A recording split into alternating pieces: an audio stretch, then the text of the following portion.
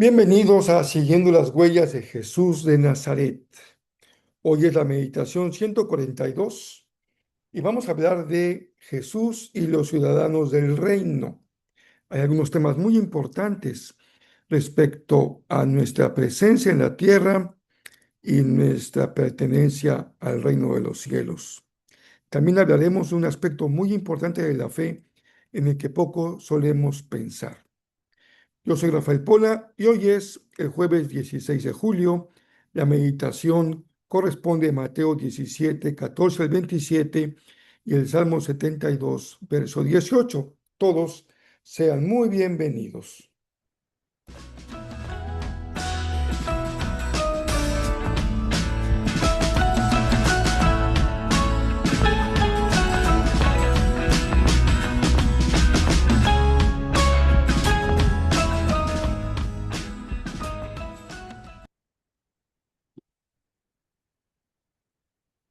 Se había pronosticado en términos climáticos que hoy sería un día muy caluroso, tal vez el día más caluroso para Cancún.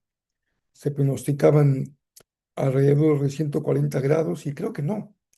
Afortunadamente aquí donde yo estoy ha pegado un poco el viento y ha estado un poco nublado.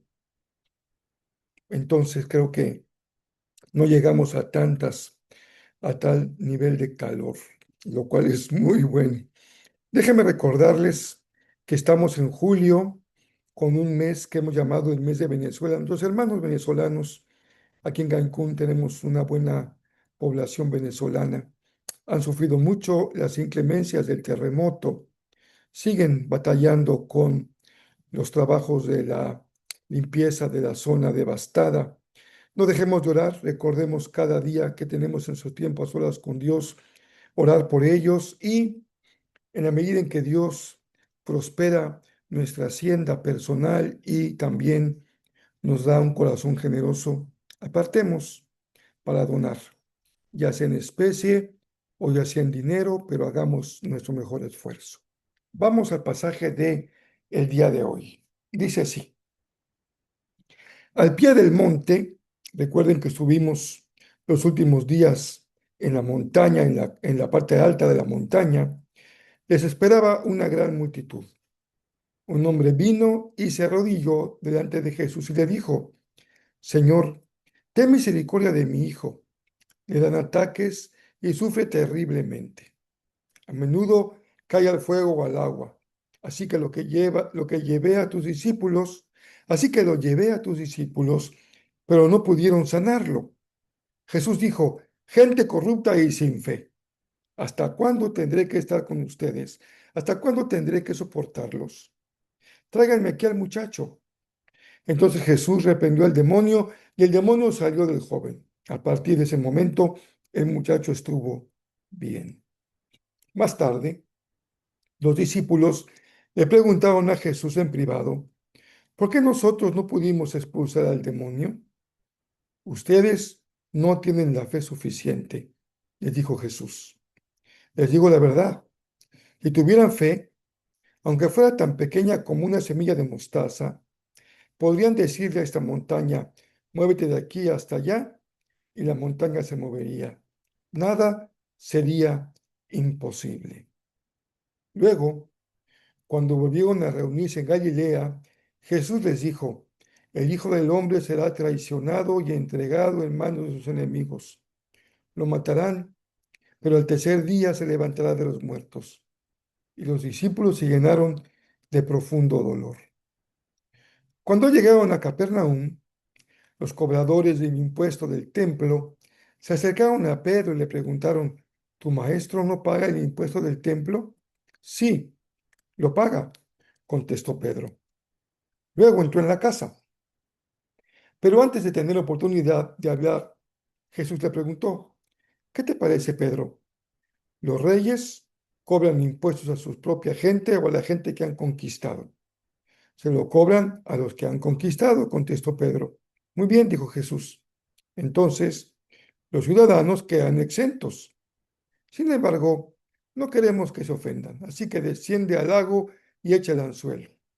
Abre la boca del primer pez que saques y allí encontrarás una gran moneda de plata. Tómala y paga mi impuesto y el tuyo. Hasta aquí llegamos con nuestra lectura y como ustedes pueden observar, en esta ocasión el texto que hemos seleccionado incluye tres diferentes temas distintos o conversaciones diferentes. Sobre ello vamos a hablar justamente en la meditación del día de hoy.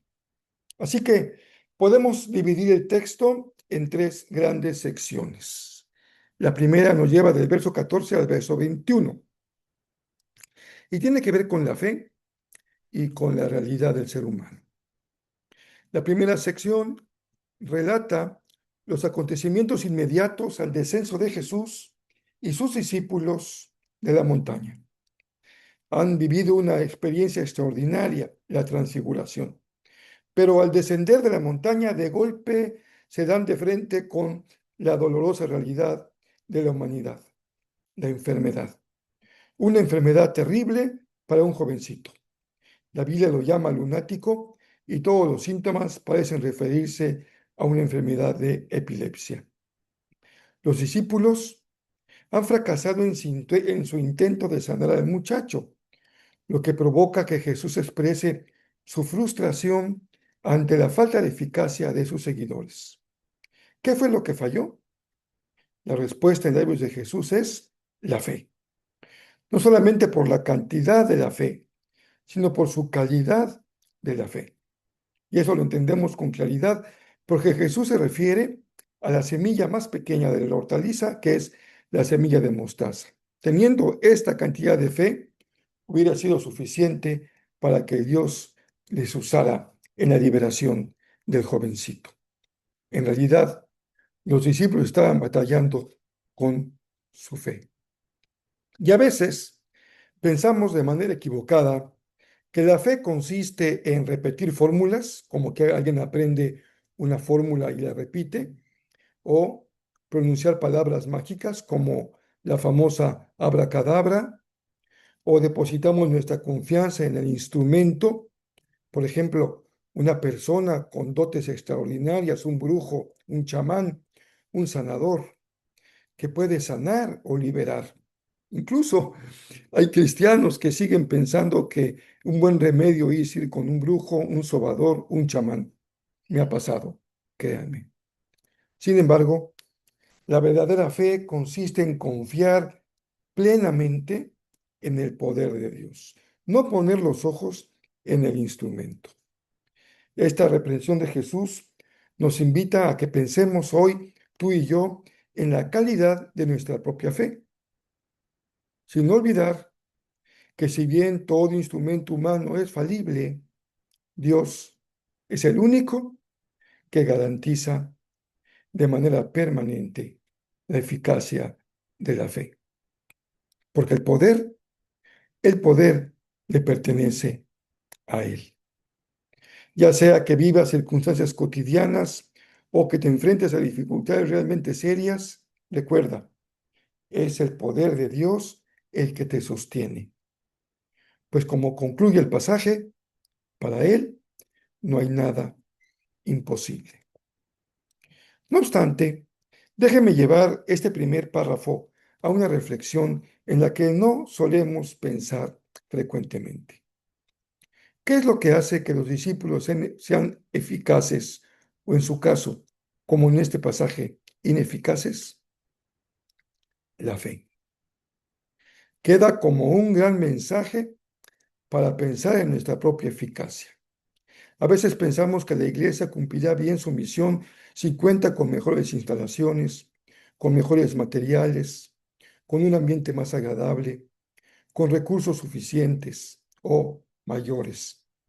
El texto nos dice, solamente una cosa hace falta para ser eficaces en la misión de Dios, la fe. No lo olvidemos y pongámoslo en práctica. El segundo párrafo, 22 al 23. Aún se encuentran los discípulos con Jesús en Galilea. No han llegado hasta Jerusalén. Y Jesús retoma un tema crucial con sus discípulos sobre lo que viene para ellos en el futuro inmediato. Él les anticipa que el Hijo del Hombre, el Mesías, Jesús, va a enfrentar cuatro momentos clave. Primero, que será traicionado. Terrible. Segundo, que será entregado en manos de los hombres. Terrible. Tercero, que va a morir. Imagínense lo que escuchan los discípulos. Y cuarto, algo que no comprenderán muy bien, que va a resucitar al tercer día. Como es natural, estas palabras causan un profundo dolor en el corazón de los discípulos. Pero a partir de este punto, ya lo hemos visto en algunos pasajes previos, pero aquí toma un tono mucho mayor. La narración de los evangelios se vuelve cada vez más sombría porque se enfoca de manera reiterada en la pasión de Jesús, en su muerte y en su posterior resurrección. Para los discípulos, sin duda, este anuncio representaba un acontecimiento para ellos sumamente traumático que habría de poner en crisis y en prueba de lo que estamos hablando hoy, de su fe. Porque cuando el actuar de Dios no se amolda a lo que nosotros creemos o esperamos, entramos en crisis. Pero es una crisis muy saludable, porque es una crisis que nos lleva a entender la verdadera naturaleza de nuestra fe. Por último, el verso 24 al 27 presenta un relato muy particular, muy peculiar. El tema gira en torno al impuesto que se pagaba de 2 dracmas en el templo, en el templo. Era un tributo anual destinado al mantenimiento del templo de Jerusalén.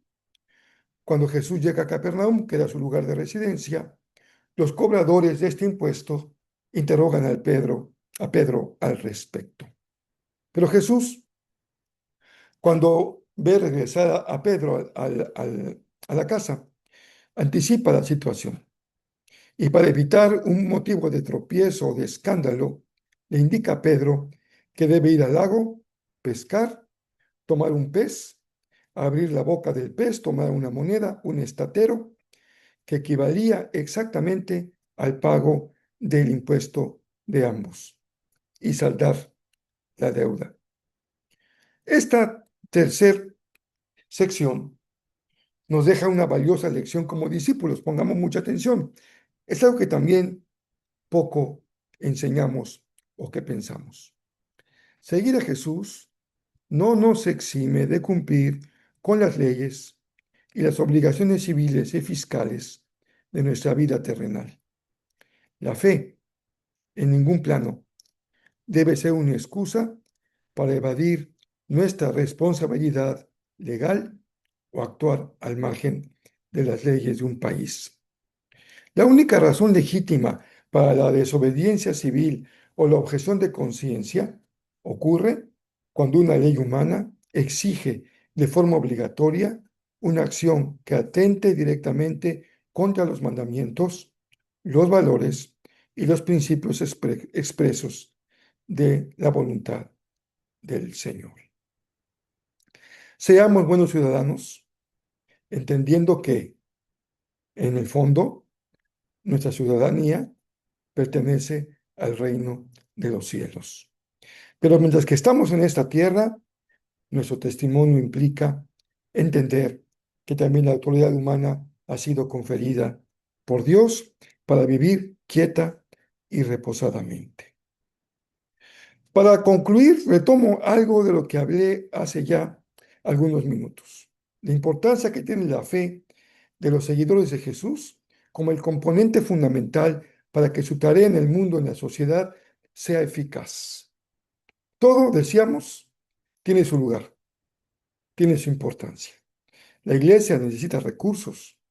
Son muy bueno contar con estrategias adecuadas, con materiales de calidad, con un ambiente adecuado para convivir, para compartir la vida. Sin embargo, recordemos, insistamos, en la enseñanza bíblica, el ingrediente que nunca debe faltar, el que marca realmente la diferencia entre el éxito y el fracaso, es la fe. Podías tener un templo sin bancas y la gente permanecía de pie, si lo que el Señor hace está presente en ese lugar.